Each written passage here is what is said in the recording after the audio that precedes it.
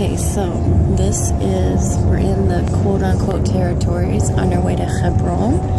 This is an Arab area. As you can see, there is total free access. There is not a wall. There is peace and harmony with this village.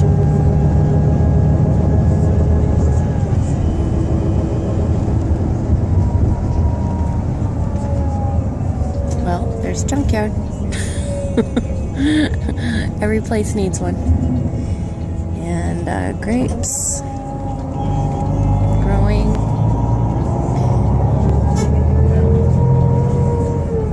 I don't know where we're turning next. You can see some of the license plates. If they're white or green, then it's Palestinian cars, and if they're yellow, then it's a Jewish or Israeli car. I shouldn't say Jewish, Israeli. So if you can see the different plates going past. So this is the West Bank, as they call it, the area of the quote-unquote settlements, and I'll have to show you some of those too. And as everyone can see, there are no walls. Not in this area. There were some along the highway, and that was to stop, stones being thrown in different towns. But it's not in every town. It's just in towns where there have been continuous problems. Oriental art wonders. Shopping. Although I can't afford to shop.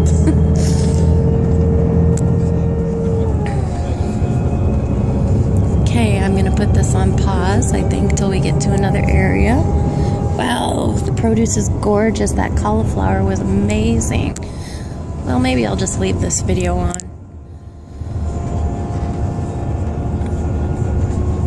So here's some more. You can tell that these are Arab homes because the water towers on the top are black.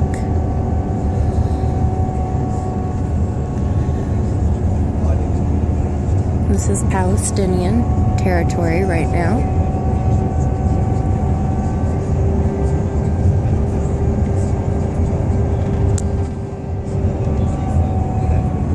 And we're on our way to Hebron, to the tomb of Sarah that Abraham bought when Sarah died.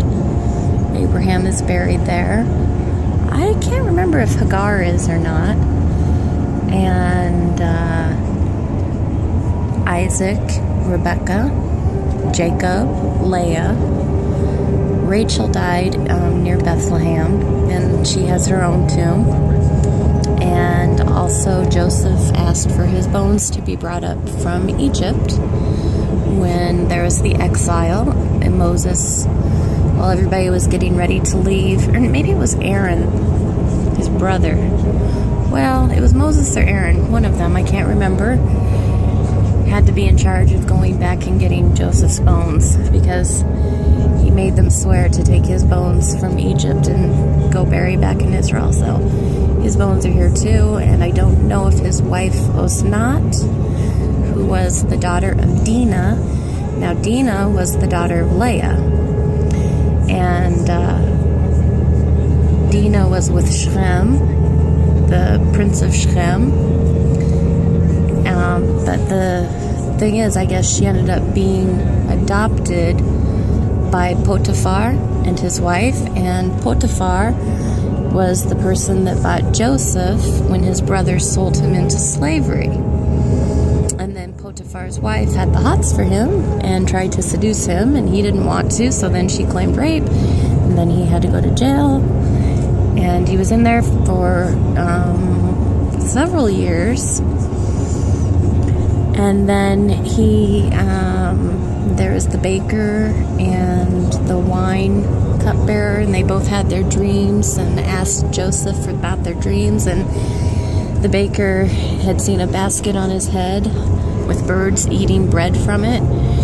And I don't remember what the wine bearer's dream was, but he said, in 3 days' time, I think it was 3 days, you are going to die, and the birds are going to come and eat your brain. And this is another Arab area, again, Palestine.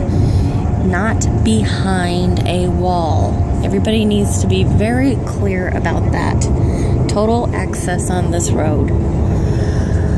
Okay, so anyway, and then he said to the cupbearer that drank the wine, you will be restored to your position. And so in 3 days' time, they were both let out of jail, if it was 3 days. I don't know if I have that fact correct. You'll both be let out of jail, and so when they were, Joseph said, well, don't forget about me. And then Pharaoh had his dreams that nobody could decipher, and that was last week's Parsha, with the 7 healthy cows that came up out of the Nile, and then 7 scrawny cows that came and ate the healthy cows, and then there were 7 ears of corn on a stalk, plump ears, and then 7 scrawny ears, and then nobody could interpret Pharaoh's dreams. And then the cupbearer says, oh yeah, there's this dude hanging out in jail that knows how to interpret dreams. So they get him all dressed up, and then he goes to Pharaoh. Pharaoh tells his dream, and he says, Pharaoh, your dream is one and the same. There's going to be 7 good years of plenty, and then there's going to be 7 bad years of drought. Okay, again, this is Palestinian area, not behind walls. It's really important to stress, because people think that all of the Palestinians are just behind a wall living like they are in ghettos. Not true. And here's the proof. There's a mosque in the background. And this is a public road that goes to Jerusalem. Anyway, so this was this week's Parsha on Saturday. Okay, here's where we are. Al Shuyok and Sa'ir. So Joseph got out of jail and becomes, second in command of Egypt. But the big thing for me is Joseph got out of jail. And so I'm like, I'm hoping I will get out of my jail situation of being an aguna, and I'll have my freedom. And then it was pretty cool. Ran into the chief rabbi of Jerusalem while I was holding my signs, and I told him and his minion that was following him, about 20 men that were surrounding him. And I told them where Abraham lived, and I told them my Hebrew name to pray for me. So I hope they'll go pay him a visit and drag him to the Beis Din. That would be super nice.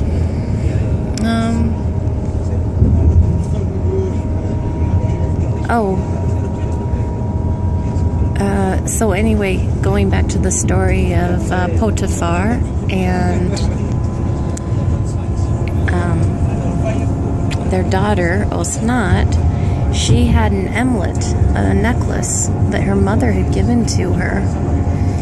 And so then when Joseph met her and everything, he knew that it was Dinah's daughter. And so he married her. He did stay within the tribe. I guess technically he married his cousin. Okay. Well, I think I'll turn this off for a while. Maybe it's getting kind of boring, but it gives a really good long video and a good in-depth view to part of the West Bank, a lot of what is here, and a lot of what the media is not going to report, and what Obama, the idiot, does not seem to know, because I don't think he's ever been here.